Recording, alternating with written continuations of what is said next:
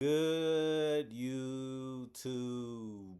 Quinn Wade coming to y'all with another list, and this time it's going to be on the top 5 duos in the NBA. This is going to be a little different because one player can really carry the duo, and you have a couple guys that was all-star duos this year, and obviously that gives them a good chance of finishing in the top 5. This is going to be on YouTube on Analysis Playground exclusively on there forever, of course, and we're going to talk about the top 5 right now.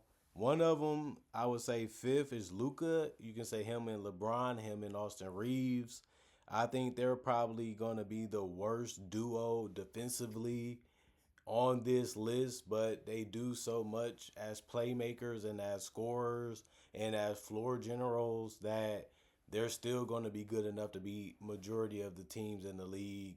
Obviously, is a better way of them going about it because they can't really do much defensively and they do struggle containing and making things difficult on the opponent, and that's something that you have to do at a high level if you want to be the best duo.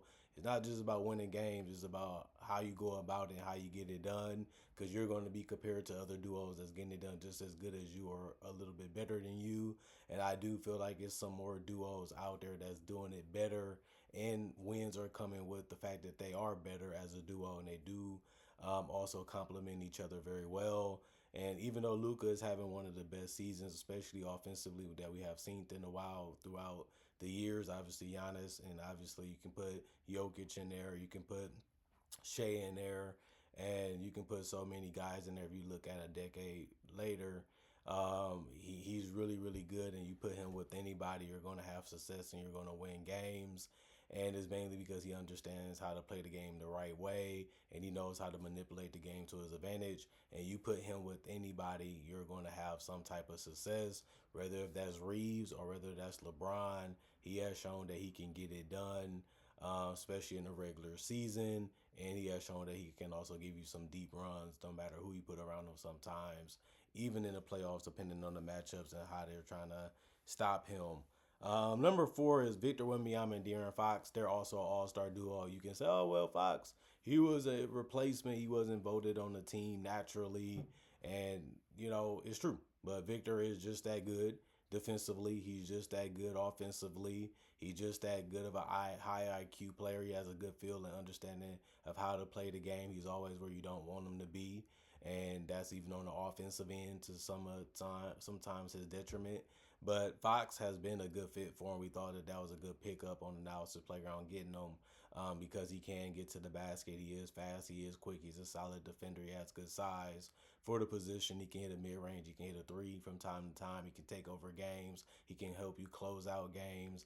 And Victor does need somebody to give him the ball. Victor does need somebody to make his load and his job a little easier on the offensive end, so he can carry it more defensively. And we know that Fox has been an all-star before. He's been a clutch player of the year before, so he has been accomplished before he even went to San Antonio. And it is good that he did make the all-star team, because I feel like he was going to sacrifice even more of his game to go to San Antonio and play with a roster that they had already intact.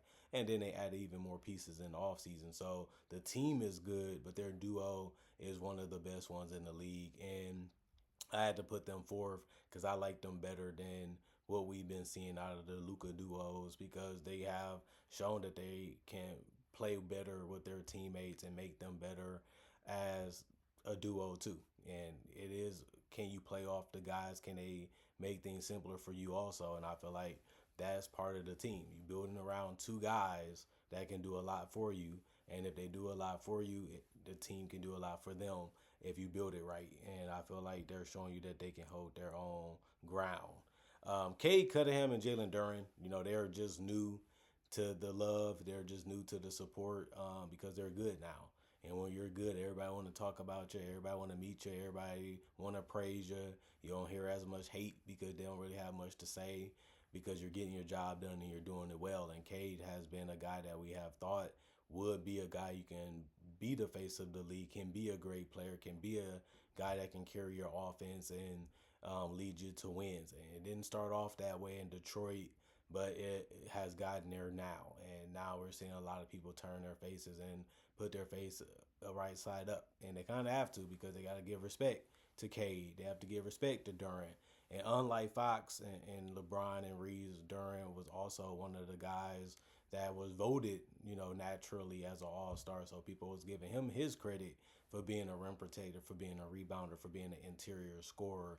And he is trying to add the jump shot to his game a little bit too. And he is showing you that he can play well with any type of big and any type of player in that paint or on the team in general. And like I said, functions does matter. How well do you play with other guys? How well do you make your teammates better?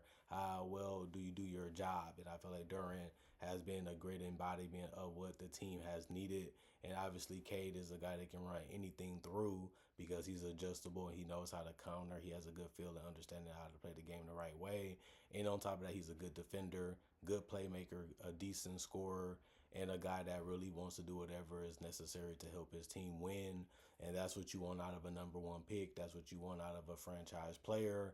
And he's showing this year, if not anything else, that he's a winner. Now it's about how far can he take a team into the playoffs? How far can he dominate the game with the team that he has currently assembled, especially if they're healthy? And then there's no excuses. Either you can get it done or you can't. We'll find more about that as the season go on, and we'll find more about that as the playoff starts for them this year. Last year they was competitive. Last year they gave a fight. Now this year is more expectations and there's more things they have to prove and more things they have to show to the media and to some naysayers. But it's fun because you're used to it in high school, you're used to it in college. Cade even did it younger than that. So he gets the expectations, he gets what's needed, he gets what they're going to be pushing on him. But we'll see how he handles it and how he goes about it because we know he's going to just be nonchalant about it because he's just that great. He don't let too many things get to him. He don't let too many things get him down because he's that positive. He's just that confident of a player. Number two, Jokic and Murray. I know their record ain't as good as some of the other teams, but injuries did play a part in that. They have had a lot of injuries to their supporting cast. Jamal Murray has been injured. Jokic has missed a significant amount of time this season, and that's why their record was hit the way that it was. But when they're on the court, they're one of the most unstoppable tag team tandems in NBA history. And they have won the championship, so they validated that they can get it done. And they have validated that they have been one of the toughest teams to prepare for because you know what they're going to do, you know what they want to do, and they're going to run it and get it done throughout the entire game so many times that it can be frustrating defensively for a team. But at the end of the day, that's just how good they are. They're so good at what they do that you have to fight and do whatever you can to slow them down or stop them just to give yourself a chance to beat them, especially when they're both healthy with a good supporting cast. But Jokic, we know how good of a rebounder and a good of a passer, how good of an offensive player he is. But they needed Murray to take another step forward, and he has shown that he has answered the call. He wanted that opportunity. He wanted that moment, and he's making the best out of it. And he got rewarded with an All-Star appearance. He might even get rewarded with an All-NBA appearance for the first time, and it's better late than never. Obviously, you rather accomplish it. You rather have that validation. You rather have that verification and authenticity spoken about you because you feel like you have put in a lot of work and you just now getting what you deserve. You just now getting what you feel like is owed to you. And now we want to see if Murray can continue down this path for the next couple years and not just be a one-time All-Star. We know he's capable of being great. We know how good he can be. And it's good that he's reaching that potential and maxing out his body, maxing out his talent. And he's doing it at the right time because he's entering his prime. And we'll see what he can do. But we're not really worried about Jokic. We know how dominant, how great he can be. And now it's just about can he win another title. And then you can say the same thing about number one, Chet Fetch Holmgren and Shai Gilgeous. It should be Jalen Williams, but he's been banged up. He's been injured every year. But the number one team in the West still is Shai and the Thunder. And it's mainly because Shai is just that good. The mid-range game, the finishing game, getting to the free throw line, being able to knock down threes at 39% so far this season, and just being dominant as a player in general. There's not much Shai can't do at the guard position, and you can say he's what you want to be if you are a guard in general. That's just how dominant he has been the last 4 years.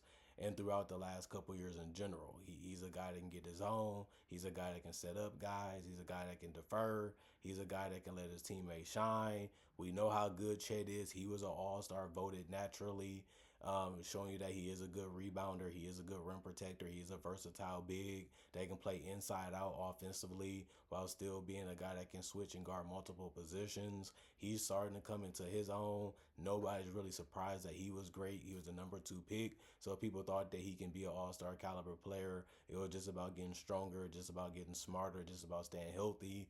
And he has done those things, and he got rewarded as an all-star. Some people say he might even be in the defensive player of the year conversation. And on top of that, they still have a great record with him playing a lot of the minutes with Shea, and they have been showing that they're still a tough duo to beat. And I think that they're the best one because they win in the most games up until the point where Shea missed a couple games before the All-Star break. And they are 18-13, meaning they're still above 500 in the last couple weeks. It's not as great as being 24-1, but the fact that they were 24-1 in general show you how hard they are to beat. And Jalen Williams did miss a significant amount of time when they were 24-1 at one point in this season. So it just show you how good of a leader Shea is and how dominant he really is as a player and at the guard position. And it just shows you that you can basically put anything around him and you will be a above 500 team for the most part. We have to see more of it. Obviously, he'd rather win a championship. Obviously, he rather does do it in the playoffs and just be as consistent as he can in the regular season. And he has done that too. You know, he's an MVP. And they're having a lot of people are saying he's the MVP at this point of the season too. And I have agreed. He is my MVP right now. And if he's the MVP and he's helping you win and he's doing it in dominant fashion and he has a teammate that is doing similar things to what he can do and they complement each other well, they should honestly be the best duo. And I do have them as that as the recording of this video. Other than that, comment, like, subscribe, share. Hit that notification bell to get that analysis when it first come out. Of course, you need to be doing that. And if you're new to the channel, I do have over 4,000 plus videos that you can watch right now and enjoy. And it's all for free. And on top of that, I do have conversation videos just like this, breakdowns with real footage of legends and current legends and new up and coming players and rookies that you can watch if you're a subscriber and a fan of this channel. Other than that, y'all stay blessed up. Y'all stay good. Peace. And I'll see y'all later today, hopefully with more analysis.